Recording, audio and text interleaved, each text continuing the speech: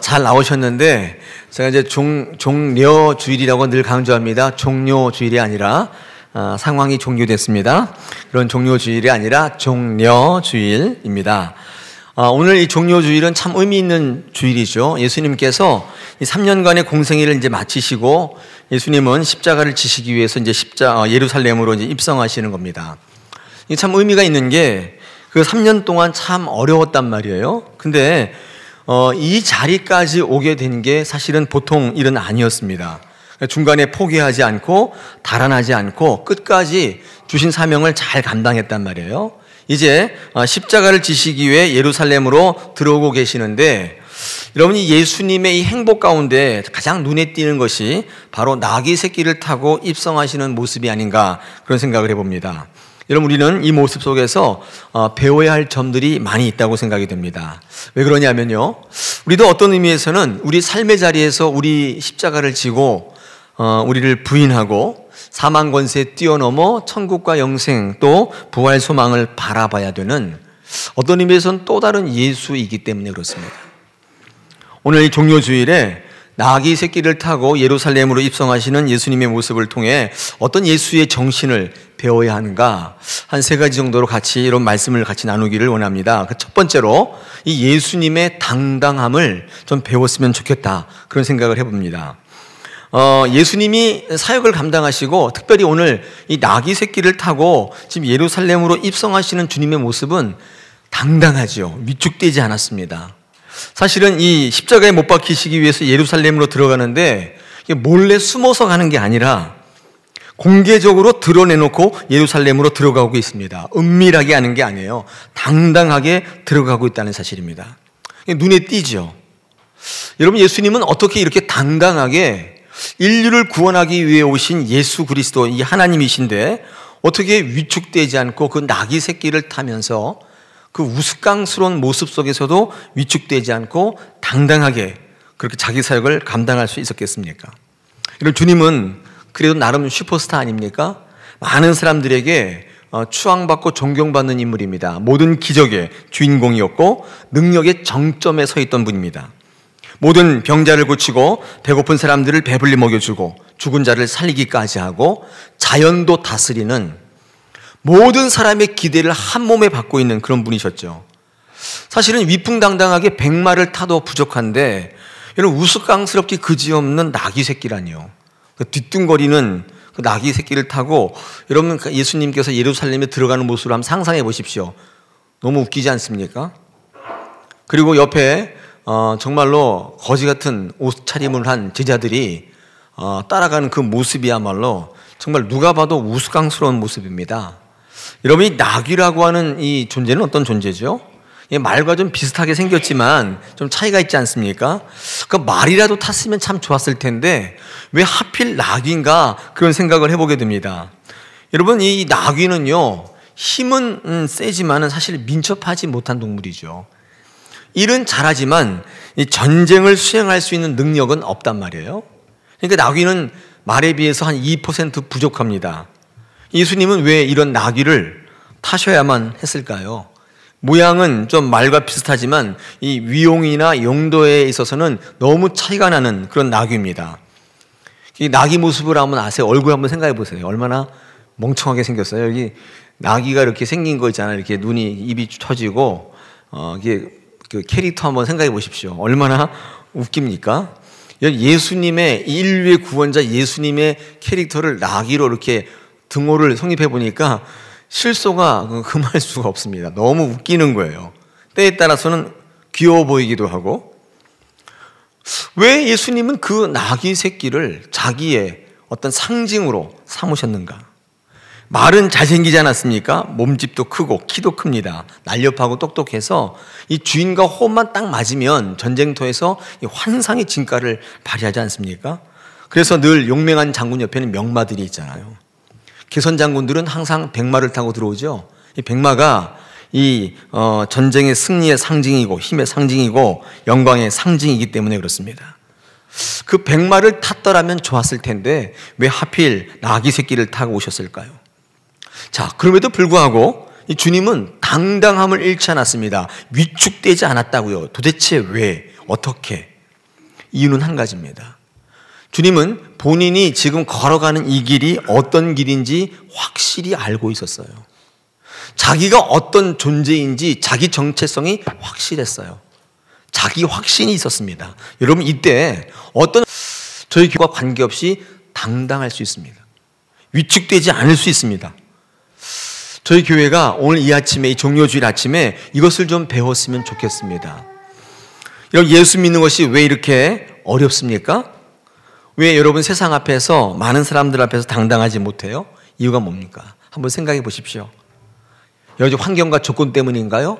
아니라고요. 실제로는 내가 왜 예수 믿는지 모르기 때문이에요.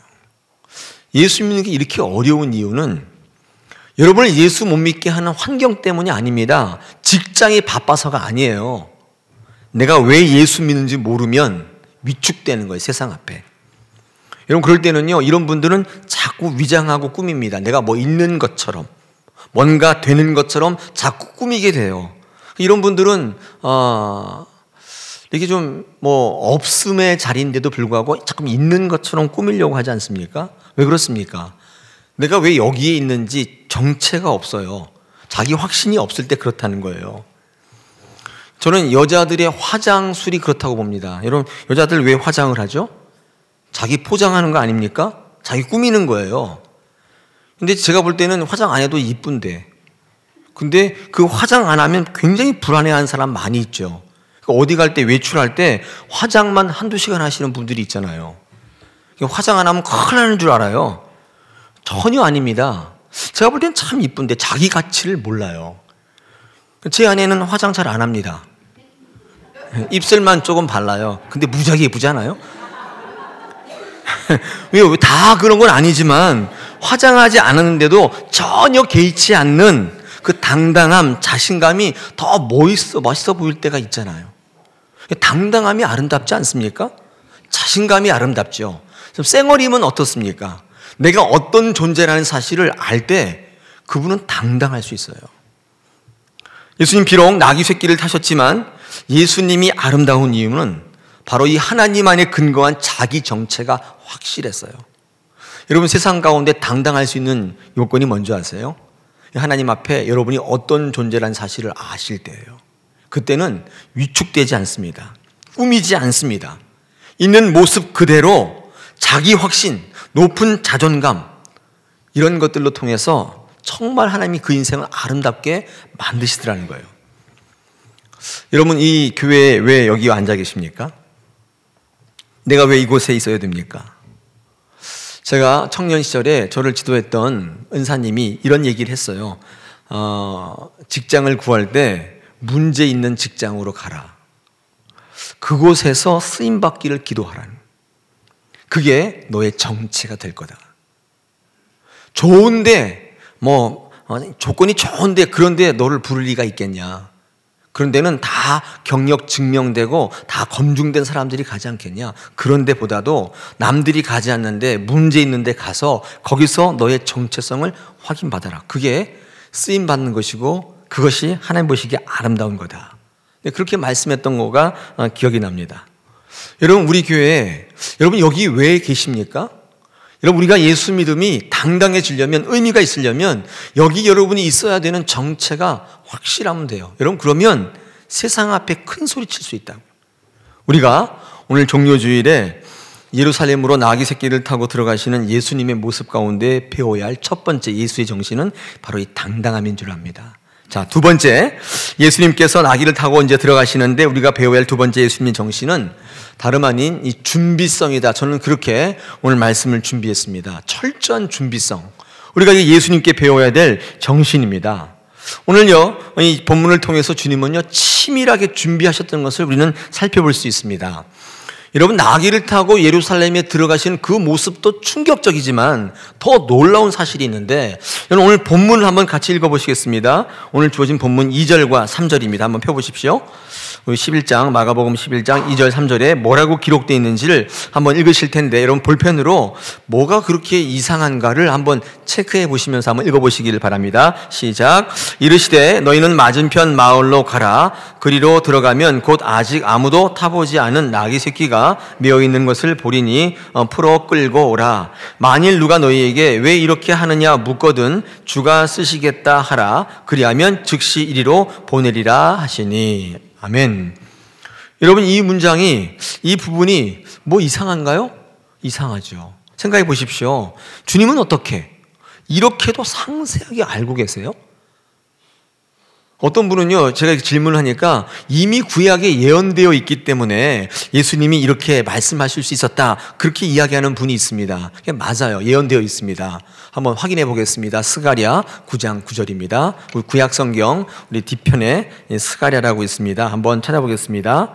학계 다음에 슥이라고 되어 있는 한번 스가랴 9장입니다. 9장 9절, 페이지 수로 1319페이지 정도에 기록되어 있습니다. 성경 있으신 분들 한번 찾아서 확인해 보시죠. 스가랴 9장 9절에 예수님께서 나귀 새끼를 타겠다는 말이 이미 예언되어 있습니다. 스가랴 9장 9절 1319페이지 찾으셨습니까? 한번 읽겠습니다. 시작. 시온에 따라 크게 기뻐할지어다. 예루살렘에 따라 즐거이 부를지어다. 보라, 내 왕이 내게 임하시나니 그인 공의로우시며 구원을 베푸시며 겸손하셔서 나귀를 타시나니 나귀의 작은 것 곧 나귀 새끼니라. 아멘. 여러분, 이미 여기에 어떻게 되어 있습니까? 예언되어 있어요. 예언되어 있습니다. 여러분, 그런데 중요한 게 있어요. 아무리 예언이 되어 있다 할지라도 여러분, 구약의 예언들이 아무런 과정 없이 가만히 있으니까 그대로 이루어졌다고 보십니까? 여러분, 이것은 그렇게 생각하신다면 우리 기독교의 정신과는 배치돼요. 그런 일이 없어요. 우리 그것을 숙명이라고 부르는데, 여러분, 숙명과 하나님의 예정은 달라요. 제가 우리 공부하는 시간 있을 때마다 이 설명을 지금 드리고 있는데, 여러분, 숙명론을 기독교의 기본 정신으로 갖고 있는 분들은 나타나는 특징이 뭐냐면 신앙생활 중에 아무것도 안 합니다. 왜요? 가만히 있으면 그렇게 될 것이기 때문에. 좋은 것이든 나쁜 것이든 나와 상관없이 그렇게 될 것이기 때문에 내가 뭘 할 필요가 없어요. 이런 분은 기도도 안 해요. 기도의 무용론에 빠진다고요. 기도하면 뭐예요? 다 그냥 될 건데. 이런 분들은요, 두 가지 반응밖에 없습니다. 이런 거죠.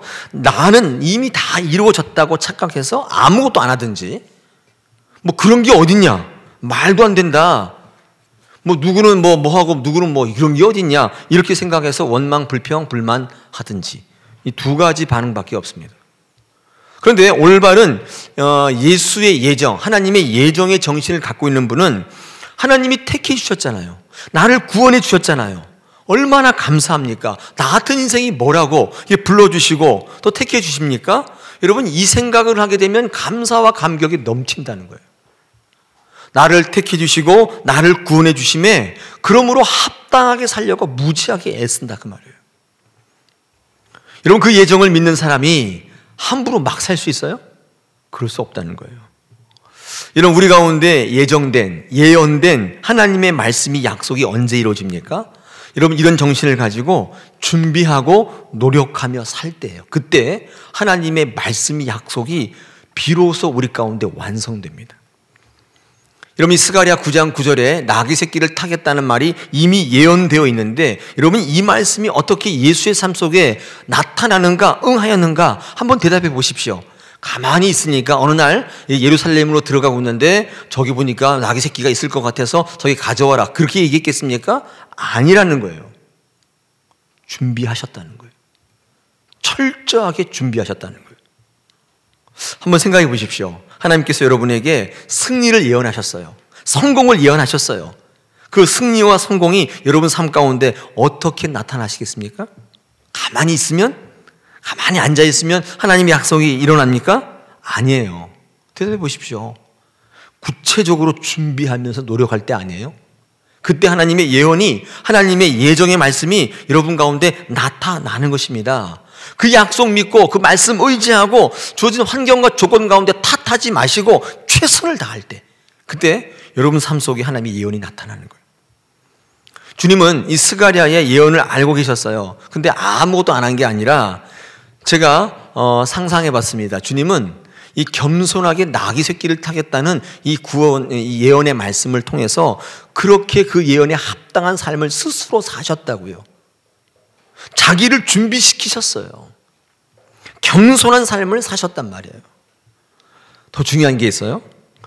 주님은 이 말씀을 통해서 자기의 삶뿐만 아니라 자기의 삶을 본받아 따라가는 많은 제자들에게, 많은 사람들에게 구원을 이룰 만한 삶이 어떤 것인지를 가르쳐 주기를 원하셨어요.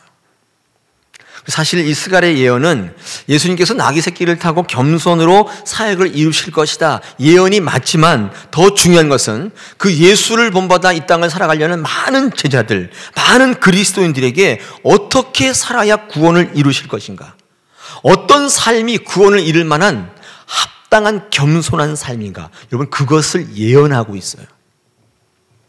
여러분 이 예언을 믿는 자는 그 누구도 우리 인생 가운데 새끼 나귀를 만나게 된단 말이에요. 주님은 이것을 알려주고 싶었습니다. 주님은요, 철두철미하게 준비하셨습니다. 오늘 2절, 3절 읽어보셨는데 좀 이상하지요? 정황이요, 너무 구체적이에요. 그리고 매우 교훈적이라고요. 보십시오. 나귀가 매어있는 위치까지 정확하게 알고 계세요, 주님께서. 그렇죠. 그리고 나귀 종류까지 이제 알고 있어요. 어떤 나귀라고 되어 있어요? 네, 우리 2절에 보니까 어떤 나귀예요? 아무도 타보지 않은 나귀 새끼라고 종류까지 딱 찍어놓고 있죠. 그리고 거기에 그 나귀를 가져갔을 경우에 어떤 일이 벌어질 것인지까지 구체적으로 말씀하고 계세요. 어떻게 하라고요? 주께서 쓰시겠다고 하라. 이 답변까지도 주세요. 그러면 그 사람이 어떻게 할 거라고? 줄 거다 그 말이에요. 이게 무슨 말이에요 이거? 예? 주님이 준비하셨다는 거예요. 주님이 그 나귀 주인과 입을 맞추셨다는 거예요. 저는 그렇게 보는 게 타당하다고 봅니다. 아무도 타보지 않은 나귀 새끼. 여러분 이 나귀 새끼가 도대체 어떤 나귀 새끼입니까? 많은 분들이 그 아무도 안 타봤으니까 그거 굉장히 새 거 아닙니까? 낳자마자 아무도 타보지 않은 순결하고 사람 손때가 묻지 않은 거, 그런 거 아닙니까? 이렇게 묻는 분이 있는데 헬라어 말의 뜻은 그건 아니고요. 이 아무도 타보지 않은 새끼라는 건 뭐냐면 오히려 이 뜻이 강한데 거친 나귀 새끼라는 뜻이에요. 다시 말해서 아무도 타려고 하지 않는 그런 뜻입니다. 길들여지지 않은, 사실은 야생마 같은 나귀 새끼라는 거예요.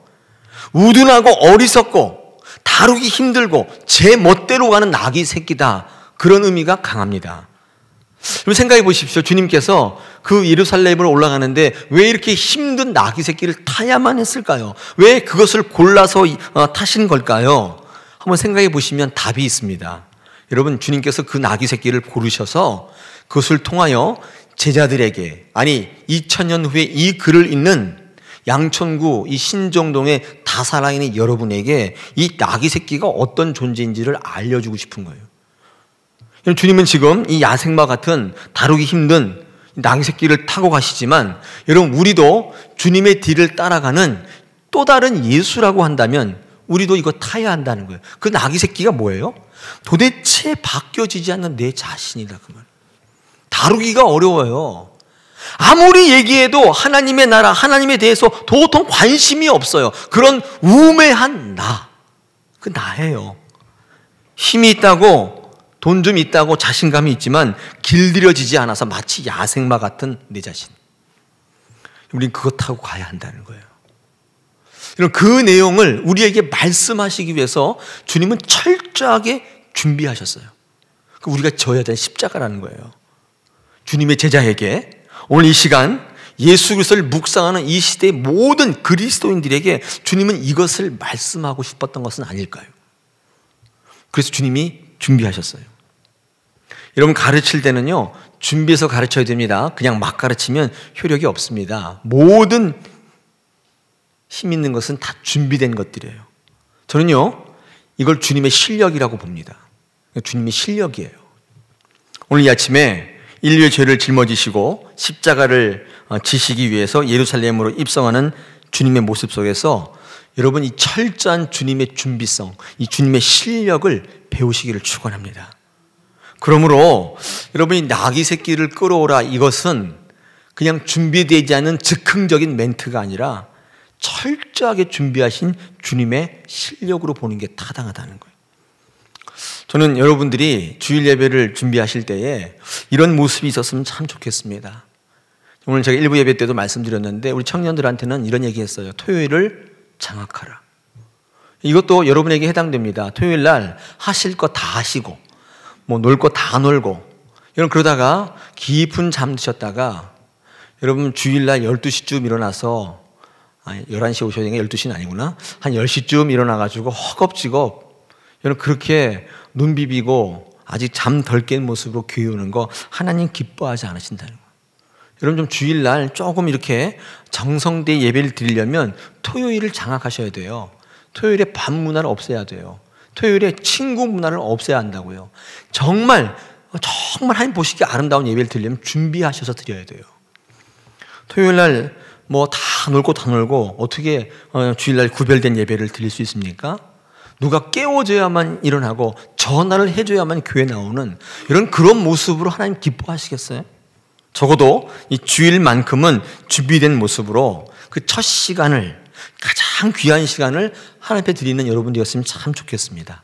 여러분 이게요 여러분의 실력이에요. 다른 게 아닙니다. 미국의 캘리포니아 주에 가면 스탠포드 대학이라는 좋은 대학이 있습니다. 그 안에 들어가면 이 후보 기념관이라는 게 있다고 그래요.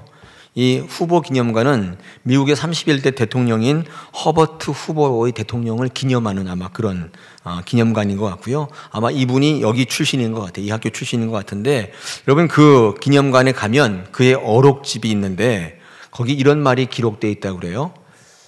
여기 보이시죠? 한번 제가 읽어볼까요? While inspiration of reform came from the heart, but it was only achieved by the intellect. 이렇게 되어 있습니다. 해석을 써놨죠? 개혁의 영감은 마음으로부터 온다. 그러나 개혁의 성취는 지성으로부터 온다. 이게 무슨 말인가요? 뭐가 되고 싶다. 이거 바꿔야겠다. 이것을 이루어야겠다. 이런 그 뜨거움은 우리 안에 있다는 거예요. 누구에나 있다는 거예요. 근데 그 뜨거움 갖고만은 아무것도 되는 게 없어요. 비전도 중요하고 꿈도 중요하지만 일의 성취는 바로 인텔렉트, 지성으로부터 온다는 거예요. 지성이 뭐예요? 실력이에요. 여러분 실력은 다른 말로 하면 준비성을 의미합니다. 여러분 실력은 대부분 준비된 것으로부터 나와요. 대부분 다 훈련된 것들이라고요. 반복해서 습관이 되지 않은 건 절대 실력이 안 됩니다. 실력이라고 하는 건 준비하는 거예요. 대가를 치르는 거예요. 코스트를 지불하는 거라고요. 그게 실력이에요. 여러분 스탠포드 대학의 학생들은 이걸 마음에 두고 산다는 거예요. 실력은 뜨거움으로 되는 게 아니라는 걸 그들이 알고 있어요. 여러분 능력과 무능력자는 똑같이 다 뜨거움과 열정이 있습니다. 차이는 바로 인텔렉트에 있어요. 철저히 준비하는 거예요.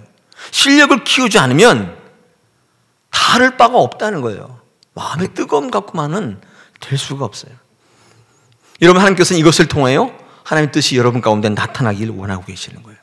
오늘 나귀 새끼를 타고 예루살렘에 입성하시는 예수님의 모습을 통해 두 번째 배우는 것은 철저한 준비성이에요. 실력을 키우셔야 돼요.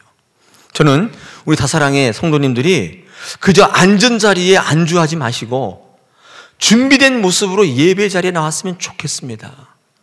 교육자들이 다 전화해서 카톡 돌리고 여러분 주일이 그런 날인가요? 그렇지 않지 않습니까? 하나님 앞에 약속한 날이잖아요. 준비하셔서 온전히 그 시간을 드리면 하나님께서 여러분 가운데 놀라운 일들을 준비하실 텐데 그런 축복을 누리는 다사랑의 모든 예배자들 되시기를 축원합니다.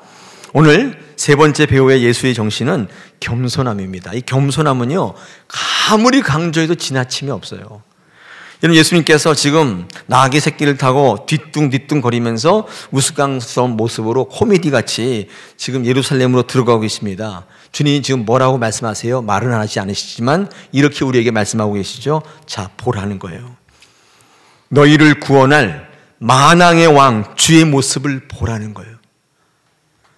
너희가 상상한 모습 아니지? 실망스럽지? 착각하면 안 돼. 그러면서 말씀하시는 거예요. 너희의 구원을 이루는 것은 힘이 아니야. 겸손이야. 그렇게 우리에게 말씀하고 있어요. 우리는 돈이 있어야 힘이 있어야 뭔가를 바꿀 수 있다고 생각하는데 하나님의 생각은 달랐다고요. 우리를 구원하고 우리의 삶을 개혁할 수 있는 것은 힘이 아니라 겸손이다. 그렇게 말씀하고 있어요. 여러분 겸손은 낮아짐이죠. 이건 낮아지면, 다른 말로 표현하면 낮아지는 것은 넓어지는 것과 똑같은 의미입니다. 이게 무슨 말이에요? 예를 들어 이런 거죠. 여러분 지금 인간관계가 지금보다 한 5배 정도 넓어지고 싶다면 한 단계만 낮아지시면 돼요. 한 단계만 낮아지면 여러분이 인생의 인간관계가 5배가 넓어져요. 한 단계만 교만해지면 여러분 인간관계는 5분의 1로 축소됩니다. 자꾸 교만해져 보십시오. 자꾸 인간관계가 줄어들죠. 그래서 완전히 교만해지면 뭐가 돼요? 청산천하 유아독존 되는 거예요. 혼자밖에 안 남습니다.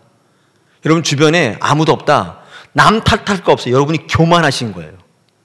아무도 없는 거예요. 낮아질수록 넓어져요. 여러분 이 겸손이 실력이에요. 그러니까 뭐 멍청한 사람이 뭐 실력 없는 사람이 하는 게 아닙니다. 이 겸손한 사람이 실력이라니까요. 예수님 보십시오. 예루살렘 입성하시는데 외관상 나귀를 타고 계시는데 여러분 이거 실력이에요. 아무나 할 수 있는 게 아닙니다. 어떤 분은 제가 이렇게 설명하니까 그런 얘기 하시더라고요. 그게 무슨 말이에요? 예수님이 실력이 없으니까, 할 수 없으니까 그런 거 타고 다니는 거지. 실력 있으면 벤츠 타고 아우디 타는 거 아닙니까? 이렇게 말씀하실 수가 있겠죠. 여러분 그러나 여러분 그런 분들은 하나만 알고 하나는 둘은 모르시는 거예요. 여러분 예수님이 낮아지시니까 우리 빌립보서 2장 10절에 뭐라고 말씀합니까? 모든 이름을 예수의 무릎 앞에 꿇게 하셨다는 거예요. 낮아질수록 실력인 거예요. 그거는 부인할 수 없어요. 낮아지시는 거예요. 실력은요, 조절하는 힘입니다. 실력은 조절할 수 있다고 그랬죠. 제가 군대에 있을 때 좀 바둑을 둬가지고 연대장과의 관계 속에서 편하게 군대 생활했다고 제가 한번 증거했죠. 네, 제가 언젠가 한번 우리 대대장이랑 바둑을 한번 뒀는데 그 양반이 입소문을 내가지고 연대에서 전령이 왔어요. 찝차를 타고. 야, 그 알파포대에 김동호라는 그 근데 바둑을 잘 둔다며 한번 데리고 오라 그래서 갔어요. 갔더니 바둑에 처음 입문한 한 5년 정도 됐는데 바둑 책을 보는 거 보니까 굉장히 아주 처음 입문한 분인데 바둑에 꽂혀 있는 분이시더라고요. 그때 그분에게 아주 아쉽게 져드렸어요. 그랬더니 바짝 올랐어요. 그 다음날도 부르시더라고요. 그 다음날 진지 작업 가는 날이라서 죽는 날인데 다 빼져가지고 거기 가서 바둑 뒀어요. 근데 그날은 또 아주 아쉽게 이겼어요. 그랬더니 더 도끼가 올라서 계속 부르는 거예요. 심지어는 유격하는 날도 불러가지고 같이 하자 그래서 계속 바둑 뒀죠. 그때 그 조절을 하는 거예요. 제가 한 3개월을 그 연대장님 잘릴 때까지 계속 거기 와서 바둑을 둔 적이 있습니다. 여러분 이게 뭐예요? 이게 실력이에요. 실력 없는 분은 무조건 이겨요. 실력 없는 사람은 무조건 진다고요. 여러분 그거 실력 아니에요. 조절하시는데 여러분 왜 예수님이 나귀 새끼를 탔느냐? 이게 왜 실력인 줄 아세요? 여러분 예수님의 이 인생에 또 예수님께서 이 땅에 다시 오실 때 절대 나귀 새끼만 타는 거 아닙니다. 우리 한번 성경을 찾아보겠습니다. 계시록 19장 11절입니다. 한번 찾아보겠습니다. 계시록은 신약 성경 맨 뒤쪽에 있습니다. 계시록 19장 11절 한번 찾아보겠습니다.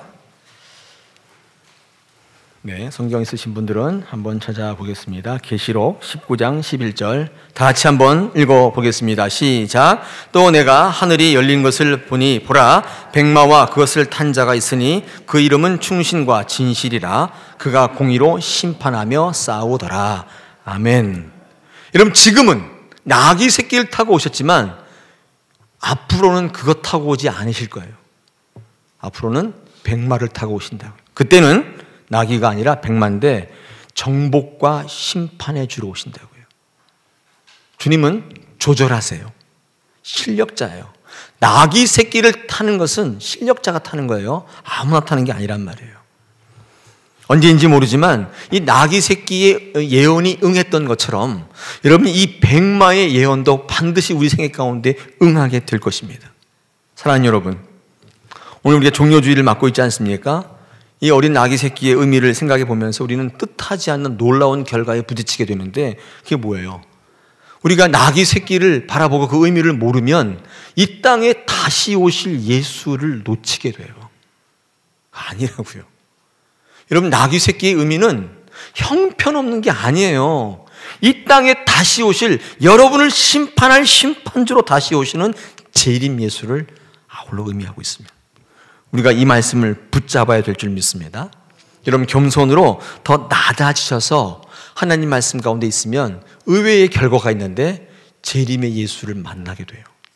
저는요, 요한복음 16장 33절을 참 좋아하는데 한번 들어보십시오. 이것을 너희에게 이르는 것은 너희로 내 안에서 평안을 누리게 하려 함이라. 세상에서는 너희가 환난을 당하나 담대하라. 내가 세상을 이기었노라. 여러분, 이 세상을 이겼다는 말이 뭐예요? 부활을 의미하는 거예요. 그러니까 너희가 환난을 당하지만 부활을 생각하라는 거예요. 여러분, 그러면 당당해질 수 있습니다. 준비할 수 있는 거예요. 겸손함의 자세는 언제 생기냐면 여러분, 십자가를 넘어 부활까지 바라볼 때 그때 생기는 거예요. 주님은 자신의 능력이 부활 가운데 있다는 사실을 잊지 않고 말씀해 주세요. 사랑하는 여러분, 이제 내일부터 고난주간이 시작이 되고 다음 주일은 영광의 부활주일이 됩니다. 우리 종료주일을 맞이하면서 나귀 새끼를 보면서 이 세 가지를 반드시 배워야 돼요. 여러분 삶에도 환난이 많을 겁니다. 그러나 사망 권세, 세상 권세 이기신 예수님이 보여주셨던 이 부활 소망 붙잡으면 반드시 승리한다는 거예요. 할렐루야. 오늘 이 종료주일 아침에 세 가지 정신을 배우시길 바랍니다. 첫째가 당당함으로 일하는 거예요. 하나님 안에서의 내 정체성, 내가 왜 예배해야 되는지, 내가 왜 이 다사랑 예배당에 앉아 있는지, 내게 주신 사명이 뭔지를 깨달으시는 거예요. 두 번째가 철저하게 준비된 삶을 사셔요. 이게 실력입니다. 실력. 세 번째가 겸손해져 낮아지는 삶을 살아가면 하나님 여러분을 통해서 이제 이 나귀 새끼가 아니라 이 땅에 백마를 타고 오시는 주님을 재발견할 수 있는 엄청난 축복을 우리에게 허락해 주시고 강력한 삶으로 이끄시는 줄 믿습니다. 오늘 그런 여러분 삶이 되시기를 축원합니다.